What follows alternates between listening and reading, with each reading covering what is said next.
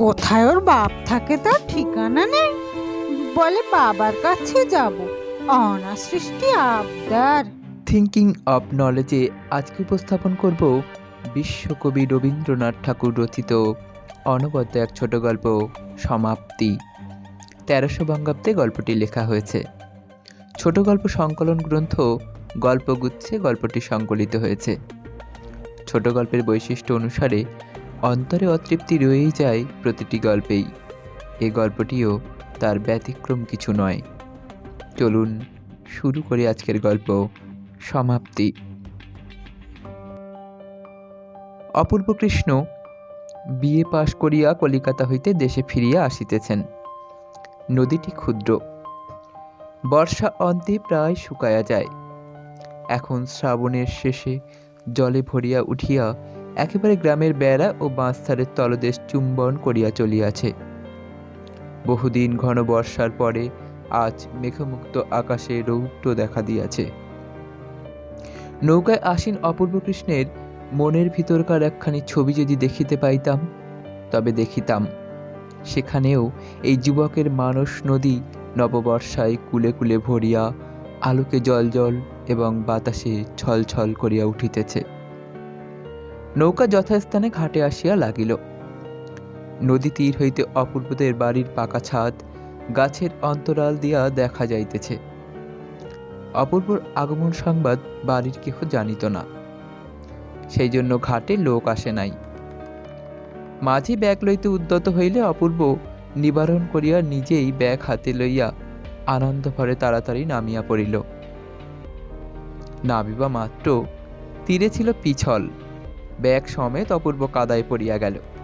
যেমন পড়া অমনি কোথা হইতে এক সুমিষ্ট উচ্চকণ্ঠে তরল হাস্যলহরী উচ্ছ্বসিত হইয়া নিকটবর্তী অশ্বত্থ গাছের পাখিগুলিকে সচকিত করিয়া দিল। অপূর্ব অত্যন্ত লজ্জিত হইয়া তাড়াতাড়ি আত্মসংবরণ করিয়া চাহিয়া দেখিল তীরে মহাজনের নৌকা হইতে নূতন ইট রাশিকৃত করিয়া নামাইয়া রাখা হইয়াছে। তাহারই উপরে বসিয়া একটি মেয়ে হাস্যা আবেগে এখনই শতধা হইয়া যাইবে এমনই মনে হইতেছে। অপূর্ব চিনিতে পারিল তাহাদেরই নূতন প্রতিবেশিনীর মেয়ে মৃন্ময়ী। দূরে বড় নদীর ধারে ইহাদের বাড়ি ছিল।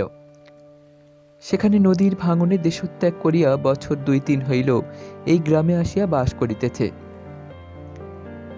এই মেয়েটির অখ্যাতির কথা অনেক শুনিতে পাওয়া যায়। পুরুষ গ্রামবাসীরা স্নেহ ভরে ইহাকে পাগলি বলে, কিন্তু গ্রামের গৃহিণীরা ইহার উচ্ছৃঙ্খল স্বভাবে সর্বদা ভীত, চিন্তিত, শঙ্কান্বিত। গ্রামের যত ছেলেদের সহিতই ইহার খেলা। সমবয়সী মেয়েদের প্রতি অবজ্ঞার সীমা নাই। শিশুরাজ্যে এই মেয়েটি একটি ছোটখাটো বর্গীর উপদ্রব বলিলেই হয়। বাপের আদরের মেয়ে কিনা, সেই জন্য ইহার একটা দুর্দান্ত প্রতাপ। এই সম্বন্ধে বন্ধুদের নিকট মৃন্ময়ীর মা স্বামীর বিরুদ্ধে সর্বদা অভিযোগ করিতে ছাড়িত না, অথচ বাপ ইহাকে ভালোবাসে। বাপ কাছে থাকিলে মৃন্ময়ীর চোখে অশ্রুবিন্দু তাহার অন্তরে বড়ই বাজিত। ইহাই মনে করিয়া প্রবাসী স্বামীকে স্মরণপূর্বক মৃন্ময়ীর মা মেয়েকে কিছুতেই কাঁদাইতে পারিত না। মৃন্ময়ী দেখিতে শ্যামবর্ণ, ছোট কোঁকড়া চুল পিঠ পর্যন্ত পড়িয়াছে, ঠিক যেন বালকের মতো মুখের ভাব। মস্ত মস্ত দুটি কালো চক্ষুতে না আছে লজ্জা, না আছে ভয়, না আছে হাব ভাব লীলার লেশ মাত্র। শরীর দীর্ঘ, পরিপুষ্ট, সুস্থ, সবল, কিন্তু তাহার বয়স অধিক কি অল্প সে প্রশ্ন কাহারও মনে উদয় হয় না। যদি হইত তবে এখনো অবিবাহিত আছে বলিয়া লোকে তাহার পিতামাতাকে নিন্দা করিত। গ্রামে বিদেশি জমিদারের নৌকা কালক্রমে যেদিন ঘাটে আসিয়া লাগে, সেদিন গ্রামের লোকেরা সম্ভ্রমে শশব্যস্ত হইয়া উঠে। ঘাটের মেয়েদের মুখরঙ্গভূমিতে অকস্মাৎ নাসাগ্রভাগ পর্যন্ত যবনিকা পতন হয়। কিন্তু মৃন্ময়ী কোথা হইতে একটা উলঙ্গ শিশুকে কোলে লইয়া কোঁকড়া চুলগুলি পিঠে দোলাইয়া ছুটিয়া ঘাটে আসিয়া উপস্থিত। যে দেশে ব্যাধ নাই, বিপদ নাই, সেই দেশের হরিণ শিশুর মতো নির্ভীক কৌতূহলে দাঁড়াইয়া চাহিয়া চাহিয়া দেখিতে থাকে। অবশেষে আপন দলের বালক সঙ্গীদের নিকট ফিরিয়া গিয়া এই নবাগত প্রাণীর আচার ব্যবহার সম্বন্ধে বিস্তর বাহুল্য বর্ণনা করে। আমাদের অপূর্ব ইতিপূর্বে ছুটি উপলক্ষে বাড়ি আসিয়া এই বন্ধনহীন বালিকাটিকে 2-4 বার দেখিয়াছে এবং অবকাশের সময়, এমনকি অনবকাশের সময়ও ইহার সম্বন্ধে চিন্তা করিয়াছে। পৃথিবীতে অনেক মুখ চোখে পড়ে, কিন্তু এক একটি মুখ বলা কহা নাই একেবারে মনের মধ্যে গিয়া উত্তীর্ণ হয়। সে কেবল সৌন্দর্যের জন্য নহে, আর একটা কি গুণ আছে, সে গুণটি বোধ করি স্বচ্ছতা। অধিকাংশ মুখের মধ্যেই মনুষ্যের প্রকৃতিটি আপনাকে পরিস্ফুটরূপে প্রকাশ করিতে পারে না। যে মুখে সেই অন্তর গুহাবাসী রহস্যময় লোকটি অবাধে বাহির হইয়া দেখা দেয়, সে মুখ সহস্রের মধ্যে চোখে পড়ে এবং এক পলকে মনে মুদ্রিত হইয়া যায়। এই বালিকার মুখে চক্ষে একটি দুরন্ত অবাধ্য নারী প্রকৃতি উন্মুক্ত বেগবান অরণ্য মৃগের মতো সর্বদা দেখা দেয়, খেলা করে। সেই জন্য এই জীবন চঞ্চল মুখখানি একবার দেখিলে আর সহজে ভোলা যায় না। পাঠকদিগকে বলা বাহুল্য, মৃন্ময়ের কৌতুক হাস্যধ্বনি যতই সুমিষ্ট হোক, দুর্ভাগা অপূর্বর পক্ষে কিঞ্চিত ক্লেশদায়ক হইয়াছিল। সে তাড়াতাড়ি মাঝির হাতে ব্যাগ সমর্পণ করিয়া রক্তিম মুখে দ্রুত বেগে গৃহ অভিমুখে চলিতে লাগিল। আয়োজনটি অতি সুন্দর হইয়াছিল। নদীর তীর, গাছের ছায়া, পাখির গান, প্রভাতের রৌদ্র, 20 বৎসর বয়স। অবশ্য ইটের স্তূপটা তেমন উল্লেখযোগ্য নহে, কিন্তু যে ব্যক্তি তাহার উপর বসিয়াছিল সেই শুষ্ক কঠিন আসনের প্রতিও একটি মনোরম শ্রী বিস্তার করিয়াছিল। হায়, এমন দৃশ্যের মধ্যে প্রথম পদক্ষেপ মাত্রই যে সমস্ত কবিত্ব প্রহসনে পরিণত হয়, ইহা অপেক্ষা অদৃষ্টে নিষ্ঠুরতা আর কি হইতে পারে। সেই ইষ্টক শিখর হইতে প্রবাহমান হাস্যধ্বনি শুনিতে শুনিতে চাদরে ও ব্যাগে কাদা মাখিয়া গাছের ছায়া দিয়া অপূর্ব বাড়িতে গিয়া উপস্থিত হইল। অকস্মাৎ পুত্রের আগমনে তাহার বিধবা মাতা পুলকিত হইয়া উঠিলেন। তৎক্ষণাৎ ক্ষীর, দধি, রুই মাছের সন্ধানে দূরে নিকটে লোক দৌড়িল এবং পাড়া প্রতিবেশীর মধ্যেও একটা আন্দোলন উপস্থিত হইল। আহারান্তে মা অপূর্বর বিবাহের প্রস্তাব উত্থাপন করিলেন। অপূর্ব সেজন্য প্রস্তুত হইয়াছিল, কারণ প্রস্তাব অনেক পূর্বেই ছিল। কিন্তু পুত্র নব্যতন্ত্রের নূতন ধুয়া ধরিয়া জেদ করিয়া বসিয়াছিল যে বিয়ে পাশ না করিয়া বিবাহ করিব না। এতকাল জননী সেই জন্য অপেক্ষা করিয়াছিলেন, অতএব এখন আর কোনো ওজর করা মিথ্যা। অপূর্ব কহিল, আগে পাত্রী দেখা হোক, তাহার পর স্থির হইবে। মা কহিলেন, পাত্রে দেখা হইয়াছে, সেজন্য তোকে ভাবিতে হইবে না। অপূর্ব এই ভাবনাটা নিজে ভাবিতে প্রস্তুত হইল এবং কহিল, মেয়ে না দেখিয়া বিবাহ করিতে পারিব না। মা ভাবিলেন, এমন সৃষ্টি ছাড়া কথাও কখনো শোনা যায় নাই, কিন্তু সম্মত হইলেন। সে রাত্রে অপূর্ব প্রদীপ নিবাইয়া বিছানায় শয়ন করিলে পর বর্ষা নিশীথের সমস্ত শব্দ এবং সমস্ত নিস্তব্ধতার পর প্রান্ত হইতে বিজন বিনিদ্র শয্যায় একটি উচ্ছ্বসিত উচ্চ মধুর কণ্ঠের হাস্যধ্বনি তাহার কানে আসিয়া ক্রমাগত বাজিতে লাগিল। মন নিজেকে কেবলই এই বলিয়া পীড়া দিতে লাগিল যে সকালবেলাকার সেই পদস্খলনটা যেন কোনো একটা উপায়ে সংশোধন করিয়া লওয়া উচিত। বালিকা জানিল না যে আমি অপূর্ব কৃষ্ণ অনেক বিদ্যা উপার্জন করিয়াছি, কলিকাতায় বহুকাল যাপন করিয়া আসিয়াছি। দৈবাত পিছলে পা দিয়া কাদায় পড়িয়া গেলেও আমি উপহাস্য উপক্ষণীয় যে সে গ্রাম্য যুবক নহি।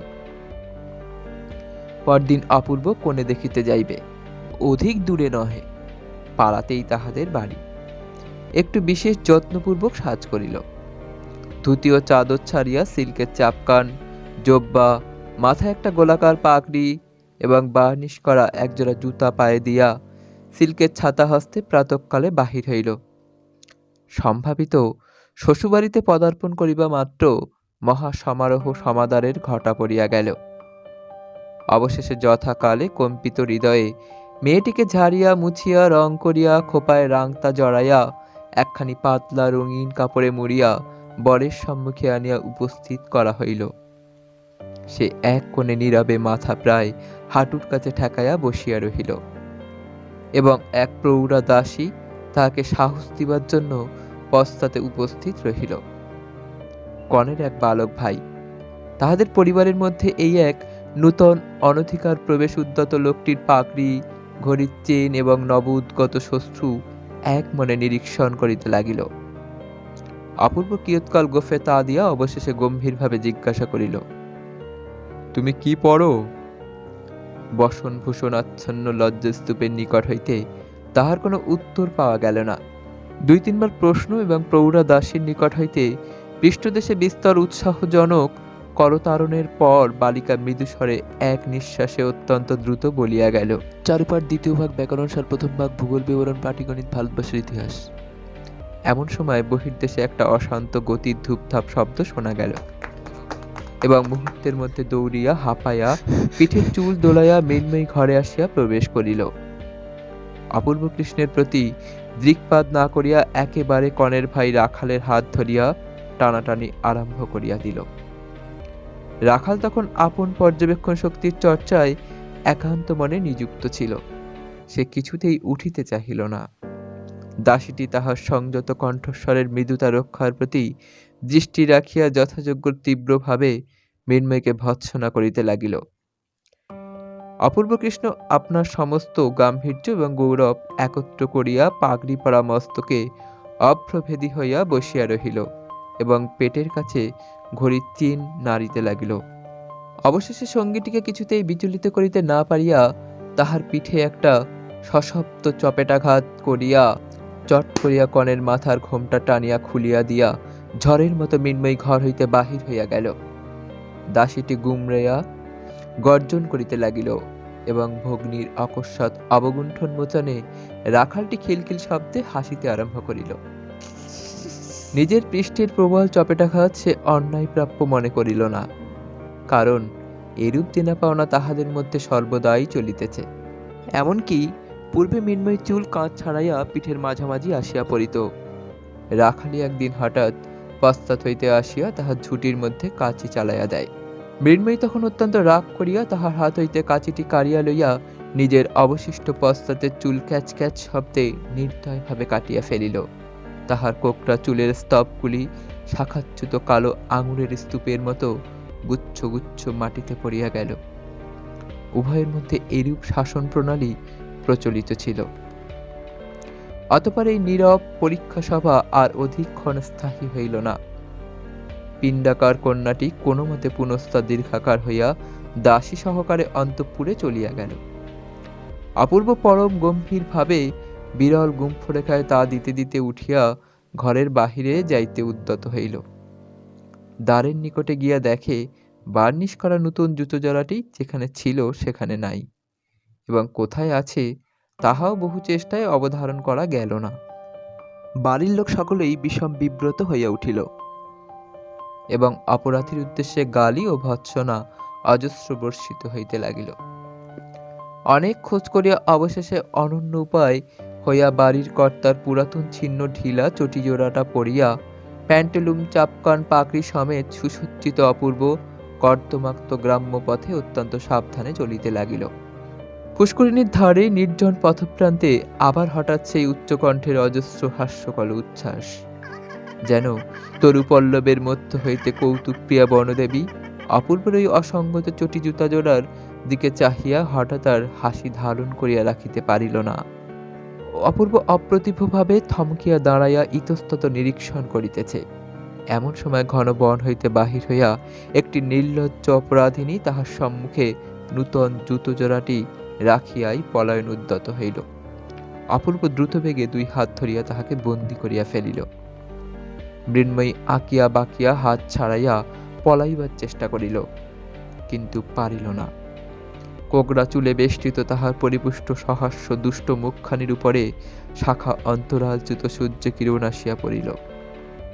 রৌদ্রোজ্জ্বল নির্মল চঞ্চল নির্ঝরিণীর দিকে অবনত হইয়া কৌতূহলী পথিক যেমন নিবিষ্ট দৃষ্টিতে তাহার তলদেশ দেখিতে থাকে, অপূর্ব তেমনি করিয়া গভীর গম্ভীর নেত্রে মৃন্ময়ীর উৎক্ষিপ্ত মুখের উপর তড়িৎ তরল 2টি চক্ষুর মধ্যে চাহিয়া দেখিল। এবং অত্যন্ত ধীরে ধীরে মুষ্টি শিথিল করিয়া যেন যথাকর্তব্য অসম্পন্ন রাখিয়া বন্দিনীকে ছাড়িয়া দিল। অপূর্ব যদি রাগ করিয়া মৃন্ময়ীকে ধরিয়া মারিত, তাহা হইলে সে কিছুই আশ্চর্য হইত না। কিন্তু নির্জন পথের মধ্যে এই অপরূপ নীরব শাস্তির সে কোনো অর্থ বুঝিতে পারিল না। নৃত্যময়ী প্রকৃতির নূপুর নিক্কণের ন্যায় চঞ্চল হাস্যধ্বনিটি সমস্ত আকাশ ব্যাপিয়া বাজিতে লাগিল এবং চিন্তানিমগ্ন অপূর্ব কৃষ্ণ অত্যন্ত ধীর পদক্ষেপে বাড়িতে আসিয়া উপস্থিত হইল। অপূর্ব সমস্ত দিন নানা ছুতা করিয়া অন্তঃপুরে মার সহিত সাক্ষাৎ করিতে গেল না। বাহিরে নিমন্ত্রণ ছিল, খাইয়া আসিল। অপূর্বর মতো এমন একজন কৃতবিদ্য গম্ভীর ভাবুক লোক একটি সামান্য অশিক্ষিতা বালিকার কাছে আপনার লুপ্ত গৌরব উদ্ধার করিবার, আপনার আন্তরিক মাহাত্ম্যের পরিপূর্ণ পরিচয় দিবার জন্য কেন যে এতটা বেশি উৎকণ্ঠিত হইয়া উঠিবে তাহা বুঝা কঠিন। একটি পাড়াগাঁয়ের চঞ্চল মেয়ে তাহাকে সামান্য লোক মনে করিলই বা, সে যদি মুহূর্তকালের জন্য তাহাকে হাস্যাস্পদ করিয়া তারপর তাহার অস্তিত্ব বিস্মিত হইয়া রাখাল নামক একটি নির্বোধ নিরক্ষর বালকের খেলা করিবার জন্য ব্যগ্রতা প্রকাশ করে, তাহাতেই বা তাহার ক্ষতি কি? তাহার কাছে প্রমাণ করিবার আবশ্যক কি যে তিনি বিশ্বদীপ নামক মাসিক পত্রের গ্রন্থ সমালোচনা করিয়া থাকেন এবং তাহার তোরঙ্গের মধ্যে এসেন্স, জুতা, রুবিনের ক্যাম্ফর, রঙিন চিঠির কাগজ এবং হারমোনিয়াম শিক্ষা বহির সঙ্গে একখানি পরিপূর্ণ খাতা নিশীতের গর্ভে ভাবি উষার ন্যায় প্রকাশের প্রতীক্ষায় রহিয়াছে। কিন্তু মনকে বুঝানো কঠিন এবং এই পল্লীবাসিনী চঞ্চলা মেয়েটির কাছে শ্রীযুক্ত অপূর্ব কৃষ্ণ রায় বিয়ে কিছুতেই পরাভব স্বীকার করিতে প্রস্তুত নহে। সন্ধ্যার সময় অন্তঃপুরে প্রবেশ করিলে মা তাহাকে জিজ্ঞাসা করিলেন, কেমন রে অপু, মেয়ে কেমন দেখলি?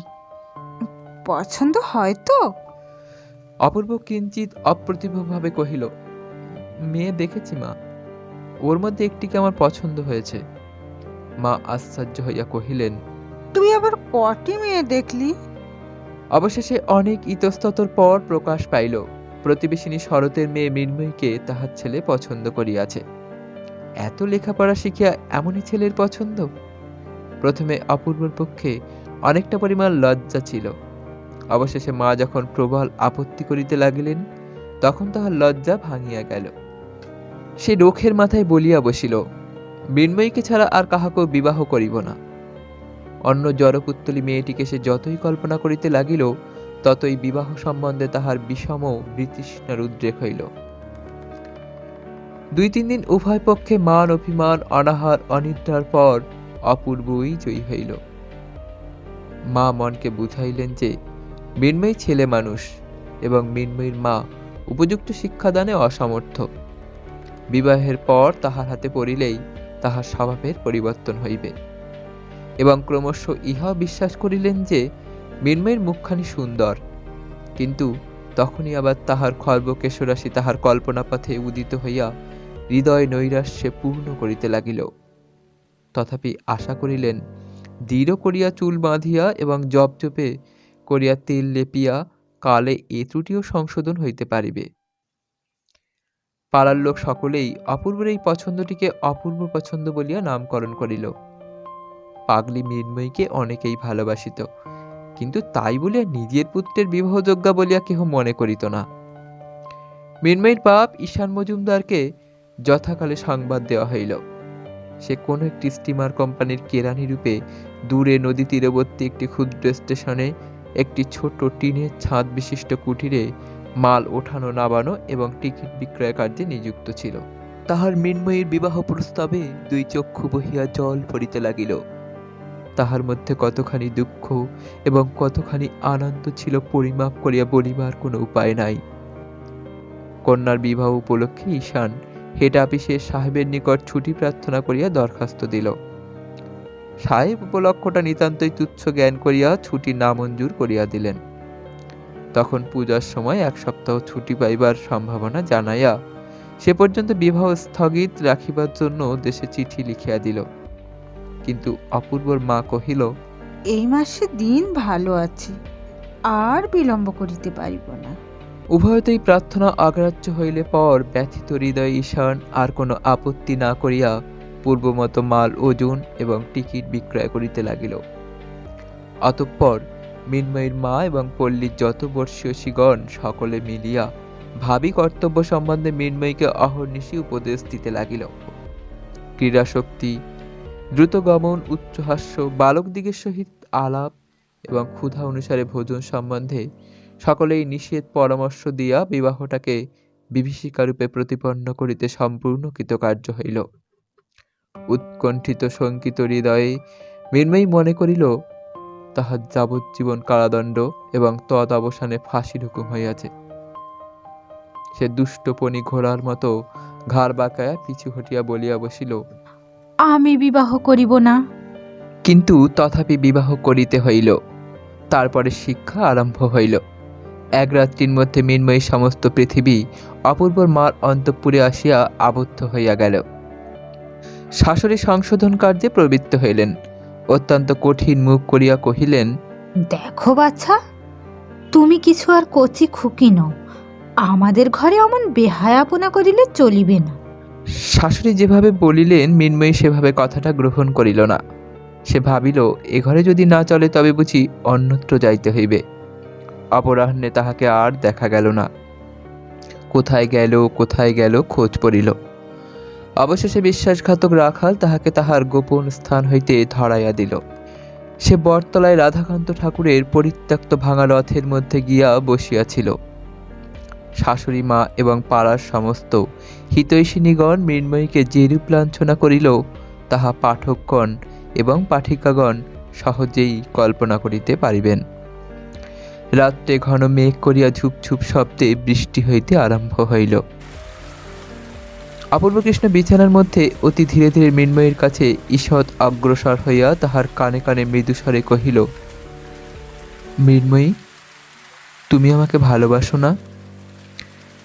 মৃন্ময়ী সতেজে বলিয়া উঠিল, না, আমি তোমাকে কখনোই ভালোবাসবো না। তাহার যত রাগ এবং যত শাস্তি বিধান সমস্তই পুঞ্জীভূত বজ্রের ন্যায় অপূর্বর মাথার উপর নিক্ষেপ করিল। অপূর্ব ক্ষুণ্ণ হইয়া কহিল, কেন? আমি তোমার কাছে কি দোষ করেছি? মৃন্ময়ী কহিল, তুমি আমাকে বিয়ে করলে কেন? এ অপরাধে সন্তোষজনক কৈফিয়ত দেওয়া কঠিন, কিন্তু অপূর্ব মনে মনে কহিল, যেমন করিয়া হোক এই দুর্বাধ্য মনটিকে বশ করিতে হইবে।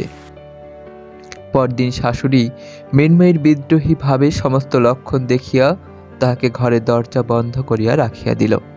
সে নূতন পিঞ্জর আবদ্ধ পাখির মতো প্রথমে অনেকক্ষণ ঘরের মধ্যে থরফর করিয়া বেড়াইতে লাগিল।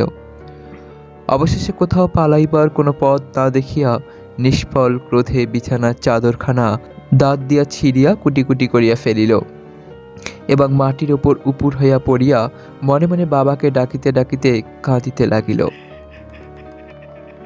এমন সময় ধীরে ধীরে কে তাহার পাশে আসিয়া বসিল। সস্নেহে তাহার ধূলি লুণ্ঠিত চুলগুলি কপলের উপর হইতে তুলিয়া দিবার চেষ্টা করিল। মৃন্ময়ী সবলে মাথা নাড়িয়া তাহার হাত ছড়াইয়া দিল। অপূর্ব কানের কাছে মুখ নত করিয়া মৃদুস্বরে কহিল, আমি লুকিয়ে দরজা খুলে দিয়েছি, এসো আমরা খিড়কির বাগানে পালিয়ে যাই। মৃন্ময়ী প্রবল বেগে মাথা নাড়িয়া সতেজে সরোদনে কহিল, না। অপূর্ব তাহার চিবুক ধরিয়া মুখ তুলিয়া দিবার চেষ্টা করিয়া কহিল, একবার দেখো কে এসেছে। রাখাল ভূপতিত মৃন্ময়ীর দিকে চাহিয়া হতবুদ্ধির ন্যায় দ্বারের কাছে দাঁড়াইয়াছিল। মৃন্ময়ী মুখ না তুলিয়া অপূর্বর হাত ঠেলিয়া দিল। অপূর্ব কহিল, রাখাল তোমার সঙ্গে খেলা করতে এসেছে, খেলতে যাবে? সে বিরক্তি উচ্ছ্বসিত স্বরে কহিল, না।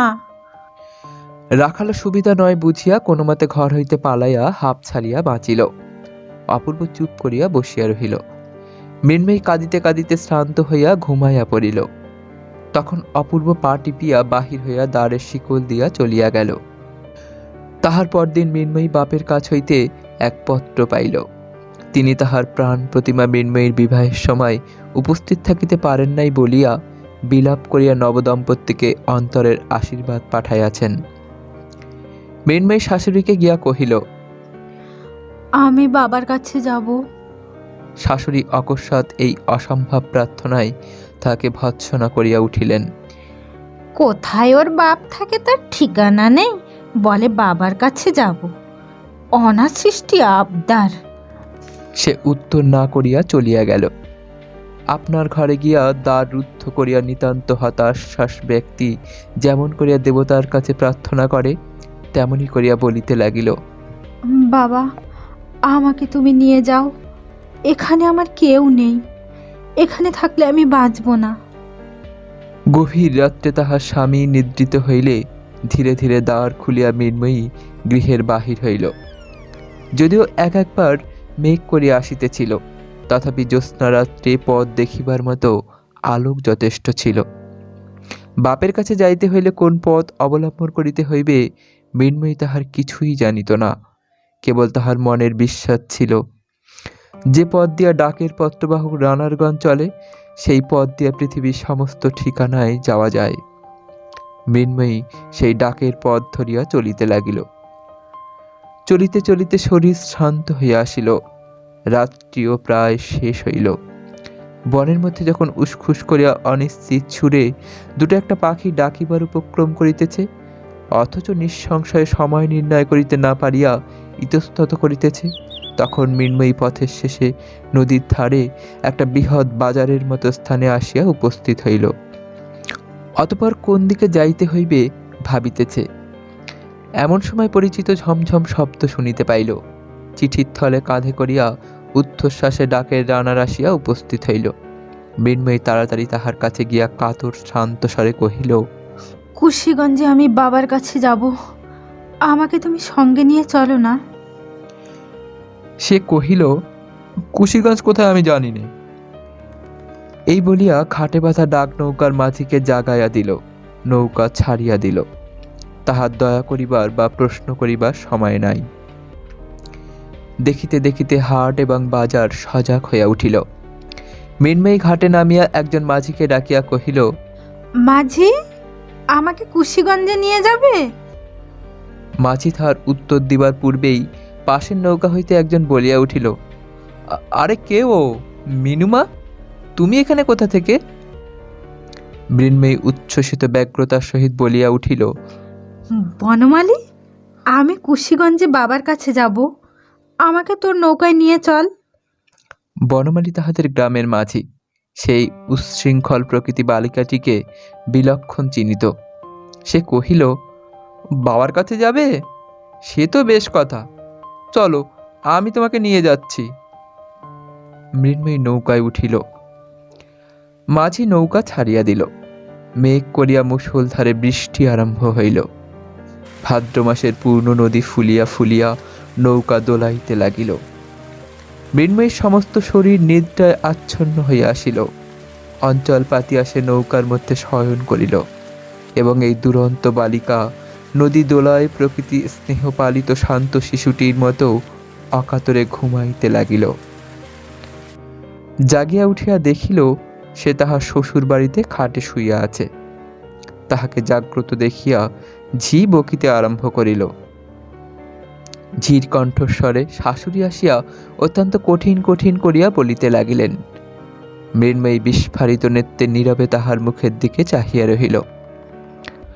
অবশেষে তিনি যখন তাহার বাপের শিক্ষা দোষের উপর কটাক্ষ করিয়া বলিলেন, তখন মৃন্ময়ী দ্রুত পদে পাশের ঘরে প্রবেশ করিয়া ভিতর হইতে শিকল বন্ধ করিয়া দিল। অপূর্ব লজ্জার মাথা খাইয়া মাকে আসিয়া বলিল, মা, বউকে দু একদিনের জন্য একবার বাপের বাড়ি পাঠিয়ে দিতে দোষ কি? মা অপূর্বকে ন ভূত ন ভবিষ্যতি ভৎসনা করিতে লাগিলেন এবং দেশে এত মেয়ে থাকিতে বাছিয়া বাছিয়া এই অস্তিদাহকারী দস্যু মেয়েকে ঘরে আনার জন্য তাহাকে যথেষ্ট গঞ্জনা করিলেন। সেদিন সমস্ত দিন বাহিরে ঝড় বৃষ্টি এবং ঘরের মধ্যেও অনুরূপ দুর্যোগ চলিতে লাগিল। তাহার পরদিন গভীর রাত্রে অপূর্ব মৃন্ময়ীকে ধীরে ধীরে জাগ্রত করিয়া কহিল, মৃন্ময়ী, তোমার বাবার কাছে যাবে? মৃন্ময়ী সবেগে অপূর্বর হাত চাপিয়া ধরিয়া সচকিত হইয়া কহিল, যাব। অপূর্ব চুপি চুপি কহিল, তবে এসো, আমরা দুজনে আস্তে আস্তে পালিয়ে যাই। আমি ঘাটে নৌকা ঠিক করে রেখেছি। মৃন্ময়ী অত্যন্ত সকৃতজ্ঞ হৃদয়ে একবার স্বামীর মুখের দিকে চাহিল। তাহার পর তাড়াতাড়ি উঠিয়া কাপড় ছাড়িয়া বাহির হইবার জন্য প্রস্তুত হইল। অপূর্ব তাহার মাতার চিন্তা দূর করিবার জন্য একখানি পত্র রাখিয়া দুইজনে বাহির হইল। মৃন্ময়ী সেই অন্ধকার রাত্রে জনশূন্য নিস্তব্ধ নির্জন গ্রাম পথে এই প্রথম স্বেচ্ছায় আন্তরিক নির্ভরের সহিত স্বামীর হাত ধরিল। তাহার হৃদয়ের আনন্দ উদ্বেগে সেই সুকোমল স্পর্শযোগে তাহার স্বামীর শিরার মধ্যে সঞ্চারিত হইতে লাগিল। নৌকা সেই রাত্রেই ছাড়িয়া দিল। অশান্ত হর্ষ উচ্ছ্বাস সত্ত্বেও অনতিবিলম্বে মৃন্ময়ী ঘুমাইয়া পড়িল। পরদিন কি মুক্তি, কি আনন্দ! দুই ধারে কত গ্রাম, বাজার, শস্যক্ষেত্র, বন, দুই ধারে কত নৌকা যাতায়াত করিতেছে। মৃন্ময়ী প্রত্যেক তুচ্ছ বিষয়ে স্বামীকে সহস্রবার করিয়া প্রশ্ন করিতে লাগিল। ওই নৌকায় কি আছে? উহারা কোথা হইতে আসিয়াছে? এই জায়গার নাম কি? এমন সকল প্রশ্ন যাহার উত্তর অপূর্ব কোনো কলেজের বহিতে পায় নাই, এবং যাহা তাহার কলিকাতার অভিজ্ঞতায় কুলাইয়া উঠে না। বন্ধুগণ শুনিয়া লজ্জিত হইবেন, অপূর্ব এই সকল প্রশ্নের প্রত্যেকটারই উত্তর করিয়াছিল, এবং অধিকাংশ উত্তরের সহিত সত্যের ঐক্য হয় নাই। যথা, সে তিলের নৌকাকে তিসির নৌকা, পাঁচ বেরেকে রায়নগর এবং মুন্সেফের আদালতকে জমিদারি কাছারি বলিতে কিছুমাত্র কুণ্ঠিত বোধ করে নাই, এবং এই সমস্ত ভ্রান্ত উত্তরে বিশ্বস্ত হৃদয় প্রশ্নকারিণীর সন্তোষের তিলমাত্র ব্যাঘাত জন্মায় নাই। পরদিন সন্ধ্যাবেলায় নৌকা কুশিগঞ্জে গিয়া পৌঁছিল। টিনের ঘরে একখানি ময়লা চৌকা, কাঁচের লণ্ঠনে তেলের বাতি জ্বালাইয়া ছোট ডেস্কের উপর একখানি চামড়ায় বাঁধা মস্ত খাতা রাখিয়া গা খোলা ঈশানচন্দ্র টুলের ওপর বসিয়া হিসাব লিখিতেছিলেন। এমন সময় নবদম্পতি ঘরের মধ্যে প্রবেশ করিল। মৃন্ময়ী ডাকিল, বাবা। সে ঘরে এমন কণ্ঠধ্বনি এমন করিয়া কখনো ধ্বনিত হয় নাই। ঈশানের চোখ দিয়া দর দর করিয়া অশ্রু পড়িতে লাগিল। সে কি বলিবে, কি করিবে কিছুই ভাবিয়া পাইল না। তাহার মেয়ে এবং জামাই যেন সাম্রাজ্যের যুবরাজ এবং যুবরাজ মহিষী। এই সমস্ত পাটের বস্তার মধ্যে তাহাদের উপযুক্ত সিংহাসন কেমন করিয়া নির্মিত হইতে পারে, ইহাই যেন তাহার দিশাহারা বুদ্ধি ঠিক করিয়া উঠিতে পারিল না। তাহার পর আহারের ব্যাপার, সেও এক চিন্তা। দরিদ্র কিরানি নিজ হস্তে ডাল ভাতে ভাত পাক করিয়া খায়। আজ এই এমন আনন্দের দিনে সে কি করিবে, কি খাওয়াইবে? মৃন্ময়ী কহিল, বাবা, আজ আমরা সকলে মিলিয়া রাঁধিব। অপূর্ব এই প্রস্তাবে সাঅতিশয় উৎসাহ প্রকাশ করিল। ঘরের মধ্যে স্তনাভাব, লোকাভাব, অন্নাভাব, কিন্তু ক্ষুদ্র ছিদ্র হইতে ফোয়ারা যেমন চতুর্গুণ বেগে উত্থিত হয়, তেমনি দারিদ্র্যের সংকীর্ণ মুখ হইতে আনন্দ পরিপূর্ণ ধারায় উচ্ছ্বসিত হইতে লাগিল। এমনি করিয়া 3 দিন কাটিল। 2 বেলা নিয়মিত স্টিমার আসিয়া লাগে। কত লোক, কত কোলাহল। সন্ধ্যাবেলায় নদী তীর একেবারে নির্জন হইয়া যায়। তখন কি অবাধ স্বাধীনতা! এবং 3 জনে মিলিয়া নানা প্রকারে জোগাড় করিয়া ভুল করিয়া এক করিতে আর এক করিয়া তুলিয়া রাধা বাড়া। তাহার পরে মৃন্ময়ীর বলয় ঝঙ্কৃত স্নেহহস্তের পরিবেশনে শ্বশুর জামাতার একত্রে আহার এবং গৃহিণীপনার সহস্র ত্রুটি প্রদর্শন পূর্বক মৃন্ময়ীকে পরিহাস ও তাহা লইয়া বালিকার আনন্দ কলহ এবং মৌখিক অভিমান। অবশেষে অপূর্ব জানাইল, আর অধিক দিন থাকা উচিত হয় না। মৃন্ময়ী করুণ স্বরে আরও কিছুদিন সময় প্রার্থনা করিল। ঈশান কহিল, কাজ নাই। বিদায়ের দিন কন্যাকে বুকের কাছে টানিয়া তাহার মাথায় হাত রাখিয়া অশ্রু গদগদ কণ্ঠে ঈশান কহিল, মা, তুমি শ্বশুর ঘর উজ্জ্বল করিয়া লক্ষ্মী হইয়া থাকিও, কেহ যেন আমার মিনুর কোনো দোষ না ধরিতে পারে। মৃন্ময়ী কাঁদিতে কাঁদিতে স্বামীর সহিত বিদায় হইল, এবং ঈশান সেই দ্বিগুণ নিরানন্দ সংকীর্ণ ঘরের মধ্যে ফিরিয়া গিয়া দিনের পর দিন, মাসের পর মাস নিয়মিত মাল ওজন করিতে লাগিল। এই অপরাধী যুগল গৃহে ফিরিয়া আসিলে মা অত্যন্ত গম্ভীরভাবে রহিলেন। কোনো কথাই কহিলেন না। কাহারও ব্যবহারের প্রতি এমন কোনো দোষারোপ করিলেন না যাহা সে খালন করিতে চেষ্টা করিতে পারে। এই নীরব অভিযোগ, নিস্তব্ধ অভিমান লৌহ ভারের মতো সমস্ত ঘরকন্যার উপর অটলভাবে চাপিয়া রহিল। অবশেষে অসহ্য হইয়া উঠিলে অপূর্ব আসিয়া কহিল, মা, কলেজ খুলেছে, এখন আমাকে আইন পড়তে যেতে হবে। মা উদাসীনভাবে কহিলেন, বউয়ের কি করবে? অপূর্ব কহিল, বউ এখানেই থাক। মা কহিলেন, না বাপু, কাজ নাই, তুমি তাকে তোমার সঙ্গে নিয়ে যাও। সচরাচর মা অপূর্বকে তুই সম্ভাষণ করিয়া থাকেন। অপূর্ব অভিমান ক্ষুণ্ণ স্বরে কহিল, আচ্ছা। কলিকাতা যাইবার আয়োজন পড়িয়া গেল। যাইবার আগের রাত্রে অপূর্ব বিছানায় আসিয়া দেখিল মৃন্ময়ী কাঁদিতেছে। হঠাৎ তাহার মনে আঘাত লাগিল। বিষণ্ণ কণ্ঠে কহিল, মৃন্ময়ী, আমার সঙ্গে কলকাতায় যেতে তোমার ইচ্ছে করছে না? মৃন্ময়ী কহিল, না। অপূর্ব জিজ্ঞাসা করিল, তুমি আমাকে ভালোবাসো না? এ প্রশ্নের কোনো উত্তর পাইল না। অনেক সময় এই প্রশ্নটির উত্তর অতিশয় সহজ, কিন্তু আবার এক এক সময় ইহার মধ্যে মনস্তত্ত্ব ঘটিত এত জটিলতার সংস্রব থাকে যে বালিকার নিকট হইতে তাহার উত্তর প্রত্যাশা করা যায় না। অপূর্ব প্রশ্ন করিল, রাখালকে ছেড়ে দিতে তোমার মন কেমন করছে? মৃন্ময়ী অনায়াসে উত্তর করিল, হ্যাঁ। বালক রাখালের প্রতি এই বিয়ে পরীক্ষা উত্তীর্ণ কৃতবিদ্য যুবকের সূচির মতো অতি সূক্ষ্ম অথচ অতি সুতীক্ষ্ণ ঈর্ষার উদয় হইল। কহিল, আমি অনেক কাল আর বাড়ি আসতে পাব না। এই সংবাদ সম্বন্ধে মৃন্ময়ীর কোনো বক্তব্য ছিল না। বোধ হয় 2 বছর কিংবা তারও বেশি হতে পারে। মৃন্ময়ী আদেশ করিল, তুমি ফিরে আসবার সময় রাখালের জন্য একটা 3 মুখ রজাসের ছুরি কিনে নিয়ে এসো। অপূর্ব শয়ন অবস্থা হইতে ঈষৎ উত্থিত হইয়া কহিল, তুমি তাহলে এইখানেই থাকবে? মৃন্ময়ী কহিল, হ্যাঁ, আমি মায়ের কাছে গিয়ে থাকবো। অপূর্ব নিঃশ্বাস ফেলিয়া কহিল, আচ্ছা, তাই থেকো। যতদিন না তুমি আমাকে আসবার জন্য চিঠি লিখবে, আমি আসব না। খুব খুশি হলে? মৃন্ময়ী এ প্রশ্নের উত্তর দেওয়া বাহুল্য বোধ করিয়া ঘুমাইতে লাগিল, কিন্তু অপূর্বর ঘুম হইল না। বালিশ উঁচু করিয়া ঠেসান দিয়া বসিয়া রহিল। অনেক রাত্রে হঠাৎ চাঁদ উঠিয়া চাঁদের আলো বিছানার উপর আসিয়া পড়িল। অপূর্ব সেই আলোকের মৃন্ময়ীর দিকে চাহিয়া দেখিল। চাহিয়া চাহিয়া মনে হইল যেন রাজকন্যাকে কে রূপার কাঠি ছোঁয়াইয়া অচেতন করিয়া রাখিয়া গিয়াছে। একবার কেবল সোনার কাঠি পাইলেই এই নিদ্রিত আত্মাটিকে জাগাইয়া তুলিয়া মালা বদল করিয়া লওয়া যায়। রূপার কাঠি হাস্য আর সোনার কাঠি অশ্রুজল। ভোরের বেলায় অপূর্ব মৃন্ময়ীকে জাগাইয়া দিল। কহিল, মৃন্ময়ী, আমার যাইবার সময় হইয়াছে, চলো, তোমাকে তোমার মার বাড়ি রাখিয়া আসি।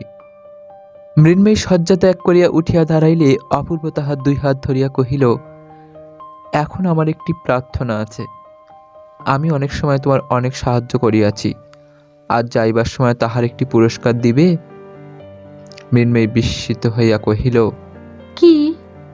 অপূর্ব কহিল, তুমি ইচ্ছা করিয়া ভালোবাসিয়া আমাকে একটি চুম্বন দাও। অপূর্বর এই অদ্ভুত প্রার্থনা এবং গম্ভীর মুখভাব দেখিয়া মৃন্ময়ী হাসিয়া উঠিল। হাস্য সংবরণ করিয়া মুখ বাড়াইয়া চুম্বন করিতে উদ্যত হইল। কাছাকাছি গিয়া আর পারিল না, খিলখিল করিয়া হাসিয়া উঠিল। এমন 2 বার চেষ্টা করিয়া অবশেষে নিরস্ত হইয়া মুখে কাপড় দিয়া হাসিতে লাগিল। শাসন ছলে অপূর্ব তাহার কর্ণমূল ধরিয়া নাড়িয়া দিল। অপূর্বর বড় কঠিন পণ। দস্যুবৃত্তি করিয়া কাড়িয়া লুটিয়া লওয়া সে আত্ম অবমাননা মনে করে। সে দেবতার ন্যায় সগৌরবে থাকিয়া স্বেচ্ছান্বিত উপহার চায়, নিজের হাতে কিছুই তুলিয়া লইবে না। মৃন্ময়ী আর হাসিল না। তাহাকে প্রত্যুষের আলোকে নির্জন পথ দিয়া তাহার মার বাড়ি রাখিয়া অপূর্ব গৃহে আসিয়া মাতাকে কহিল, ভাবিয়া দেখিলাম বউকে আমার সঙ্গে কলিকাতায় লইয়া গেলে আমার পড়াশোনার ব্যাঘাত হইবে, সেখানে উহারও কেহ সঙ্গিনী নাই।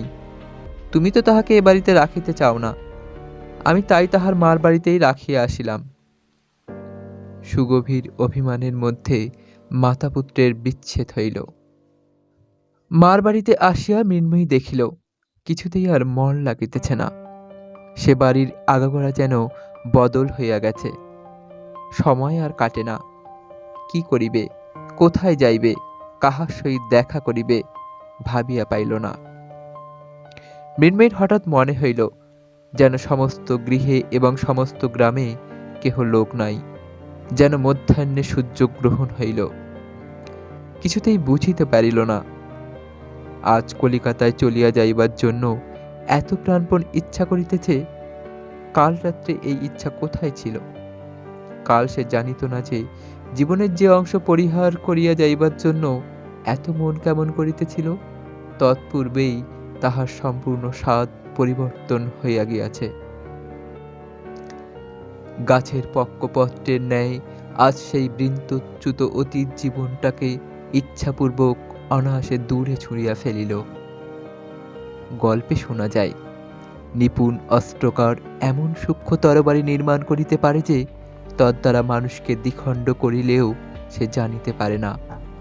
অবশেষে নাড়া দিলে দুই অর্ধখণ্ড ভিন্ন হইয়া যায়। বিধাতার তরবারি সেইরূপ সূক্ষ্ম। কখন তিনি মৃন্ময়ীর বাল্য ও যৌবনের মাঝখানে আঘাত করিয়াছিলেন সে জানিতে পারে নাই।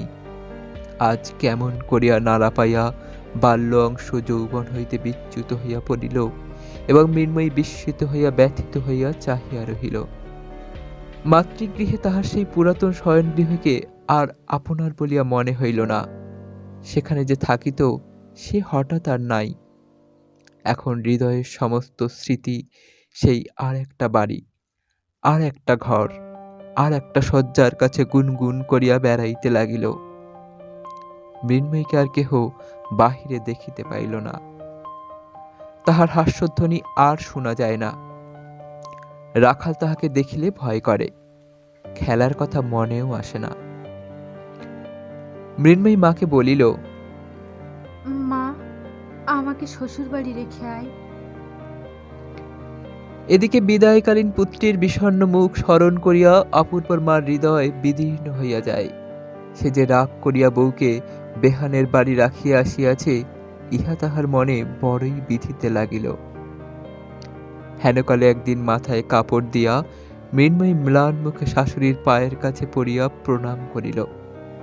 শাশুড়ি তৎক্ষণাৎ ছলছল নেত্রে তাহাকে বক্ষে চাপিয়া ধরিলেন। মুহূর্তের মধ্যে উভয়ের মিলন হইয়া গেল। শাশুড়ি বধূর মুখের দিকে চাহিয়া আশ্চর্য হইয়া গেলেন। সে মৃন্ময়ী আর নাই। এমন পরিবর্তন সাধারণত সকলের সম্ভব নহে। বৃহৎ পরিবর্তনের জন্য বৃহৎ বলের আবশ্যক।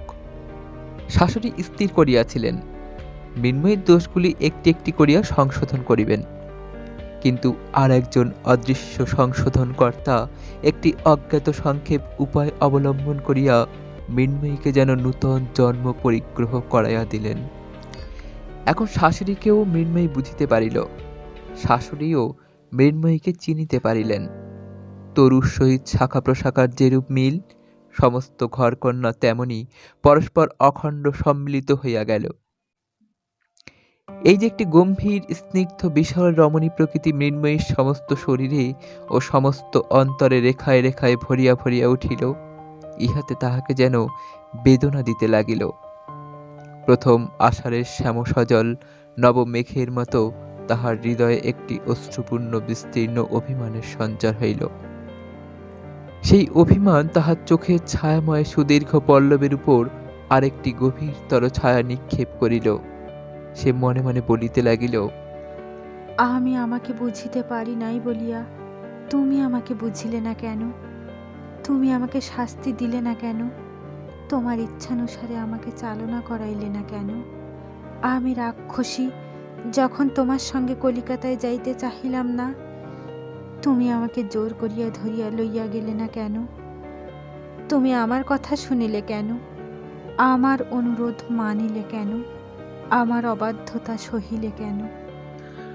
তাহার পর অপূর্ব যেদিন প্রভাতে পুষ্করিণী তীরে নির্জন পথে তাহাকে বন্দি করিয়া কিছু না বলিয়া একেবার কেবল তাহার মুখের দিকে চাহিয়াছিল, সেই পুষ্করিণী, সেই পথ, সেই তরুতল, সেই প্রভাতের রৌদ্র এবং সেই হৃদয় ভার অবনত গভীর দৃষ্টি তাহার মনে পড়িল এবং হঠাৎ সে তাহার সমস্ত অর্থ বুঝিতে পারিল।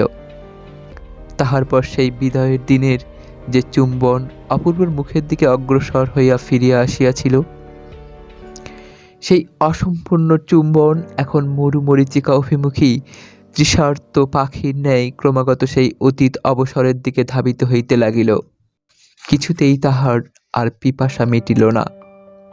এখন থাকিয়া থাকিয়া মনে কেবল উদয় হয়, আহা, অমুক সময়টিতে যদি এমন করিতাম, অমুক প্রশ্নের যদি এই উত্তর দিতাম, তখন যদি এমন হইত।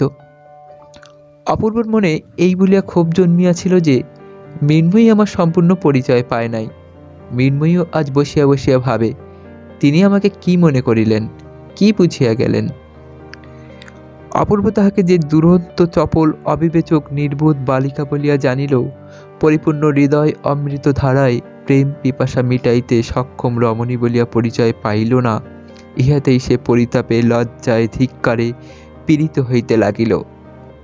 চুম্বনের এবং সোহাগের সে ঋণগুলি অপূর্বর মাথায় বালিশের উপর পরিশোধ করিতে লাগিল। এমনইভাবে কত দিন কাটিল। অপূর্ব বলিয়া গিয়াছিল, তুমি চিঠি না লিখিলে আমি বাড়ি ফিরিব না। মৃন্ময়ী তাহাই স্মরণ করিয়া একদিন ঘরে দ্বার রুদ্ধ করিয়া চিঠি লিখিতে বসিল। অপূর্ব তাহাকে যে সোনালি পাড় দেওয়া রঙিন কাগজ দিয়াছিল, তাহাই বাহির করিয়া বসিয়া ভাবিতে লাগিল। খুব যত্ন করিয়া ধরিয়া লাইন বাঁকা করিয়া অঙ্গুলিতে কালি মাখিয়া অক্ষর ছোট বড় করিয়া উপরে কোনো সম্বোধন না করিয়া একেবারে লিখিল, তুমি আমাকে চিঠি লিখো না কেন? তুমি কেমন আছো? আর তুমি বাড়ি এসো। আর কি বলিবার আছে কিছুই ভাবিয়া পাইল না। আসল বক্তব্য কথা সবগুলি বলা হইয়া গেল বটে, কিন্তু মনুষ্য সমাজে মনের ভাব আরেকটু বাহুল্য করিয়া প্রকাশ করা আবশ্যক। মৃন্ময়ীও তাহা বুঝিল।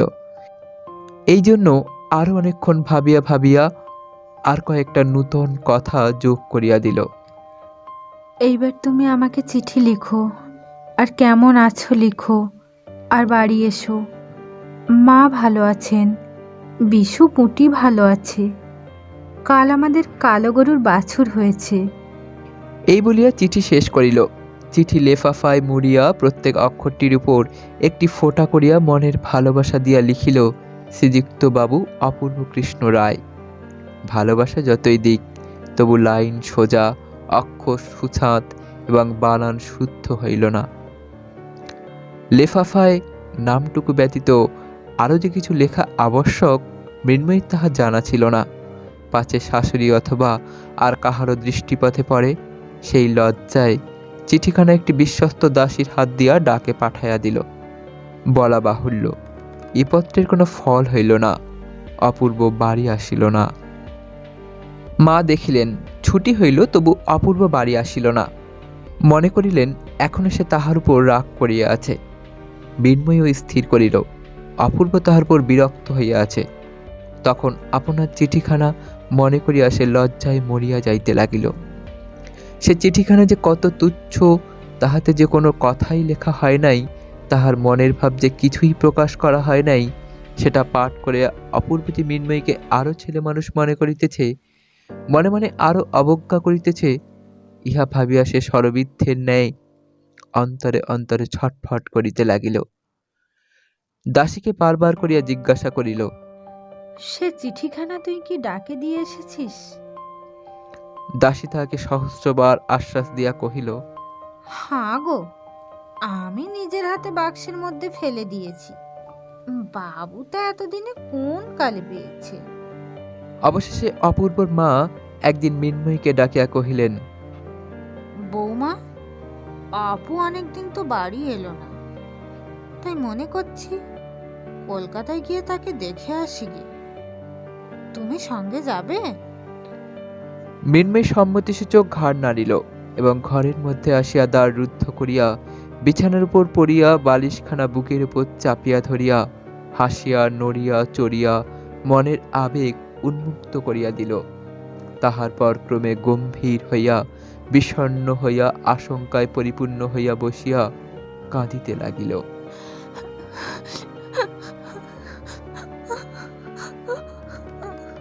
অপূর্বকে কোনো খবর না দিয়া এই দুটি অনুতপ্তা রমণী তাহার প্রসন্নতা ভিক্ষা করিবার জন্য কলিকাতায় যাত্রা করিল। অপূর্বর মা সেখানে তাহার জামাই বাড়িতে গিয়া উঠিলেন।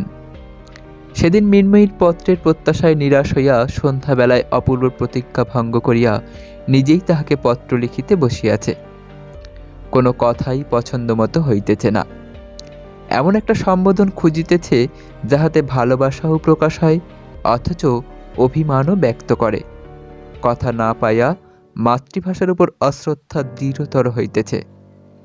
এমন সময় ভগ্নিপতির নিকট হইতে পত্র পাইল।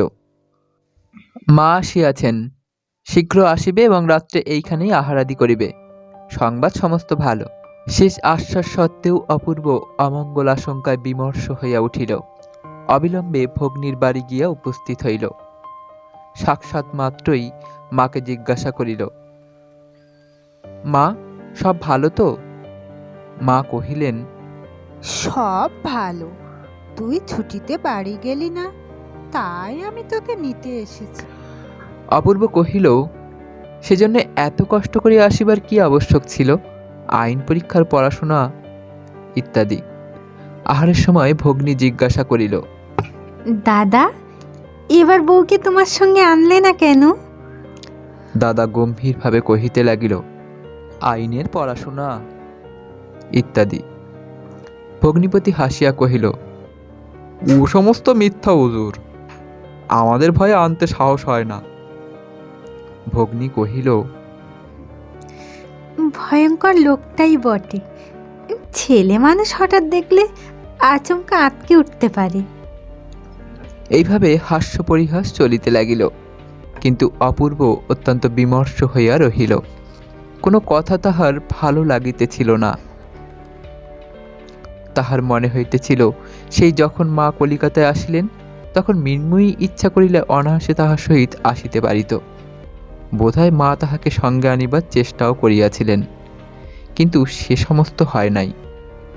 এ সম্বন্ধে সংকোচবশত মাকে কোনো প্রশ্ন করিতে পারিল না। সমস্ত মানব জীবন এবং বিশ্ব রচনাটা আগাগোড়া ভ্রান্তি সংকুল বলিয়া বোধ হইল। আহারান্তে প্রবল বেগে বাতাস উঠিয়া বিষম বৃষ্টি আরম্ভ হইল। ভগ্নী কহিল, দাদা, আজ আমাদের এখানেই থেকে যাও। দাদা কহিল, না, বাড়ি যেতে হবে, কাজ আছে। ভগ্নিপতি কহিল, রাত্রে তোমার আবার এত কাজ কিসের? এখানে এক রাত্রি থেকে গেলে তোমার তো কারো কাছে জবাবদিহি করতে হবে না। তোমার ভাবনা কি? অনেক পীড়াপিড়ির পর বিস্তার অনিচ্ছা সত্ত্বে অপূর্ব সে রাত্রি থাকিয়া যাইতে সম্মত হইল। ভগ্নী কহিল, দাদা, তোমাকে শ্রান্ত দেখাচ্ছে, তুমি আর দেরি করো না, চলো, শুতে চলো। অপূর্বর সেই ইচ্ছা। শয্যাতলে অন্ধকারের মধ্যে একলা হইতে পারিলে বাঁচে। কথার উত্তর প্রত্যুত্তর করিতে ভালো লাগিতেছে না। শয়নগৃহের দ্বারে আসিয়া দেখিলেও ঘর অন্ধকার। ভগ্নী কহিল, বাতাসে আলো নিভে গেছে দেখছি, তা আলো এনে দেব কি দাদা? অপূর্ব কহিল, না, দরকার নেই, আমি রাত্রে আলো রাখিনে। ভগ্নী চলিয়া গেলে অপূর্ব অন্ধকারে সাবধানে খাটের অভিমুখে গেল।